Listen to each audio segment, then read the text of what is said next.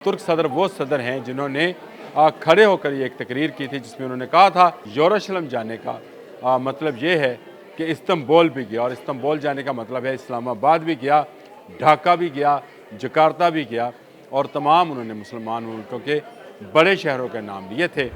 सिर्फ बैतुल मुक़द्दस के जाने का मकसद जो मतलब है वो ये है कि तमाम इस्लामी दुनिया के तमाम मुल्क जो हैं इसके लपेट में आएंगे, और इसी मिशन को लेकर वो निकले हैं। और उन्होंने अब पाकिस्तान का दौरे का आगाज़ कर दिया है। पाकिस्तान, तुर्की, ईरान और इस्लामी दुनिया के बाकी ममालिक मिलकर एक बड़ा इस्लामी इत्तेहाद बनाने जा रहे हैं। ये फ़ौजी इत्तेहाद होगा, एक पर हमला, सब पर हमला तस्वर होगा। बिस्मिल्लाहिर्रहमानिर्रहीम। बोलते कालम के साथ मैं आमिर रज़ा खान, और था जिसका इंतज़ार वो शाहकार आ गया। जी हाँ, बिल्कुल। तुर्क सदर जो हैं तैयब एर्दोग़ान वो पाकिस्तान पहुंच चुके हैं। कल रात उनका बड़ा पुरतकवाक इस्तकबाल किया गया, 21 तोपों की सलामी दी गई।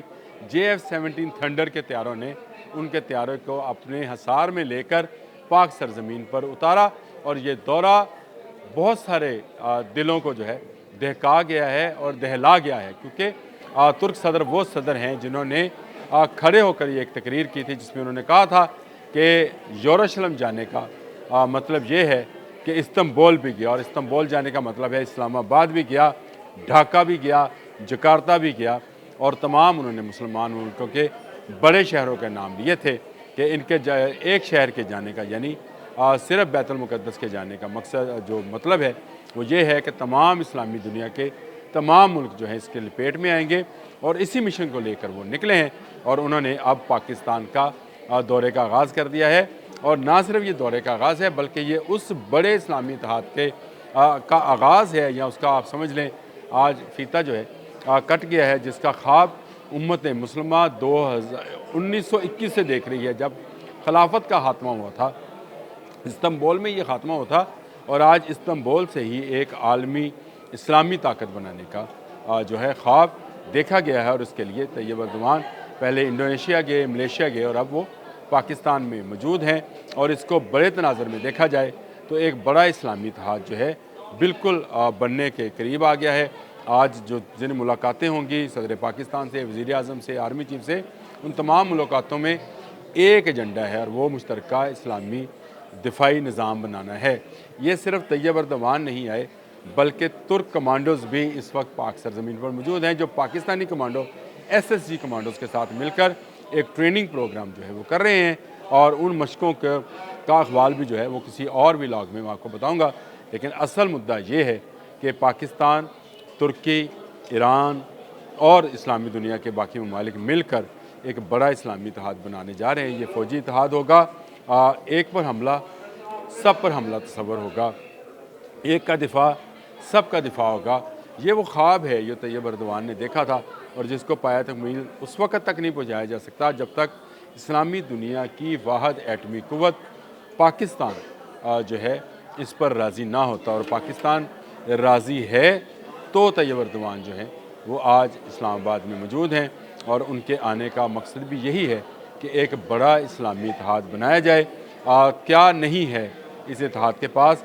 इस इत्तेहाद के पास एटमी क़ुव्वत है, इस इत्तेहाद के पास मिसाइल टेक्नोलॉजी, इस इत्तेहाद के पास जहाज़ बनाने की सलाहियत मौजूद है। इस इत्तेहाद के पास उस जज्बे का जिसका ज़िक्र किया जाता है कि उस जज्बे में शहादत सबसे पहले आती है, वो जज्बा मौजूद है।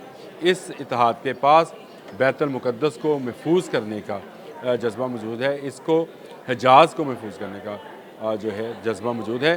तो इस जज्बे को लेकर तैयब एर्दोग़ान इस वक्त पाकिस्तान की सरजमीन पर मौजूद हैं।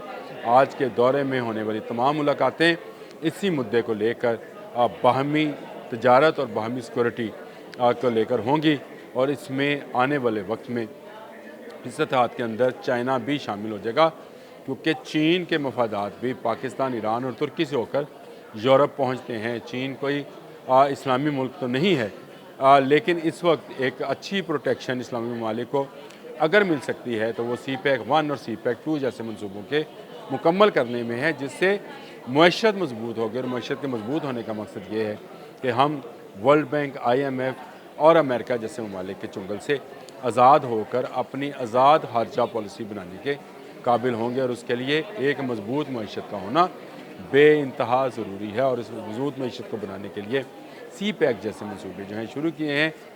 ایران پہلے بھی چین کے ساتھ تجارت کرتا ہے، لیکن پاکستان کے اس میں شامل ہونے سے اس تجارت میں 4 گنا اضافہ ہو جائے گا۔ چین پہلے بھی یورپ سامان بھجواتا ہے، لیکن ترکی کا اس اتحاد میں شامل ہونے سے چین کی تجارت یورپ تک جو ہے 4 گنا بڑھ جائے گی۔ نہ صرف بڑھ جائے گی بلکہ اس پر آنے والی کاسٹ اور قیمت بھی جو ہے وہ بہت کم ہو جائے گی۔ اور ایک تاجر کو کیا چاہیے ہوتا ہے؟ تو چین اس پورے اسلامی اتحاد کی پروٹیکشن کے ساتھ کھڑا ہے، اور آنے والے وقت میں جو دیکھا جا رہا ہے کہ روس بھی اس میں شامل ہو جائے گا۔ ایک طرف بنگلہ دیش ہے، پاکستان ہے، ایران ہے، ترکی ہے، چین ہے، ملیشیا ہے، انڈونیشیا ہے، یعنی چین اپنے ارد گرد کے تمام اسلامی ممالک کو ایک کے بعد ایک اپنے ساتھ انگیج کرتا چلا جا رہا ہے، جو کہ امریکہ کی بہت بڑی شکست ہے۔ اور اس شکست کے چی بچی ہو کر ہی ڈونلڈ ٹرمپ جو ہیں وہ غزہ پر قبضہ کرنا چاہتے ہیں، لیکن آنے والے وقت میں جو فیوچر کو دیکھ رہے ہیں، جو فیوچر ویژن رکھتے ہیں، ان کا کہنا ہے کہ بہت جلد سعودی عرب بھی اس میں شامل ہوگا۔ سعودی عرب بھی اپنی سرمایہ کاری کرنا چاہتا ہے پاکستان کے اندر۔ اس کے لیے جو شہزادہ سلمان، محمد بن سلمان ہیں، وہ کسی حد تک اس پہ ایگری بھی ہیں۔ اب چین پر ہے کہ وہ کب سعودی عرب کو ساتھ شامل کرتا ہے، یا سعودی عرب کب اس بات پر راضی ہوتا ہے کہ وہ اپنے تمام منصوبوں میں پاکستان جیسے اسلامی ایٹمی طاقت کو شامل کرتا ہے۔ خوشائن بات ہے کہ اسلامی دنیا نے ایک مرتبہ پھر اکٹھے ہونے کے تقریباً 100 سال کے بعد، یعنی 100 سال پہلے خلافت کا نظام جو تھا اس کا خاتمہ ہوا تھا، جو پوری دنیا میں اسلامی مملکت تھی وہ ٹکڑوں میں بکھر گئی تھی، اور اب پورے 100 سال کے بعد، یعنی 104 سال کہہ لیں، 100 سال کے بعد دوبارہ ایک اسلامی اتحاد بننے جا رہا ہے۔ گو اس میں تمام ممالک جو ہیں وہ خود مختار رہیں گے، لیکن سب کا دفاع ایک ہوگا، اور سب کے ساتھ جنگ کرنے کا، کسی ایک کے ساتھ جنگ کرنے کا مطلب جو ہے وہ سب کے ساتھ جنگ کرنا ہوگا۔ ترکی آپ کو پتہ ہے ایک بڑی فوجی قوت ہے جس نے اپنی فوجی ٹیکنالوجی کو، آرمی ٹیکنالوجی کو بہت حد تک بہت وسیع بھی کر لیا اور بہت جدید بھی کر لیا ہے۔ اب تو وہاں روبوٹک جو ہیں سولجرز وہ بھی تیار کر لیے گئے ہیں، اور ٹینکس ان کے میں نے آپ کو الٹی ٹینک کے متعلق بتایا تھا، اور وہاں پہ نیٹو کے حوالے سے ان کے پاس ایسی ٹیکنالوجیز ہے جو کسی اور اسلامی ملک کے پاس نہیں ہے۔ اس کا کچھ مقابلہ جو ہے وہ پاکستان کرتا ہے۔ تو اس کا مطلب ہے پاکستان اور ترکی، ایران اگر مل جائیں تو یہ ناقابل تسخیر ایک گروپ بننے جا رہا ہے جو کسی سے تسخیر نہیں ہوگا، اور اسی کی تکلیف نہ صرف امریکہ کو ہے، بھارت کو ہے، اسرائیل کو ہے، ان تمام ممالک کو اس کی تکلیف ہے۔ اسلامی ممالک کیوں اکٹھے ہونے جا رہے ہیں؟ لیکن چلیں 100 سال بعد ہی صحیح اسلامی ممالک کو خیال تو آیا کہ ایک پر حملہ سب پر حملہ، اور ایک کا دفاع سب کا دفاع ہوگا۔ یہ اتحاد ایک خوشائن خبر ہے جو میں آپ کو پہنچا رہا ہوں۔ آج کے لیے اتنا ہی۔ اللہ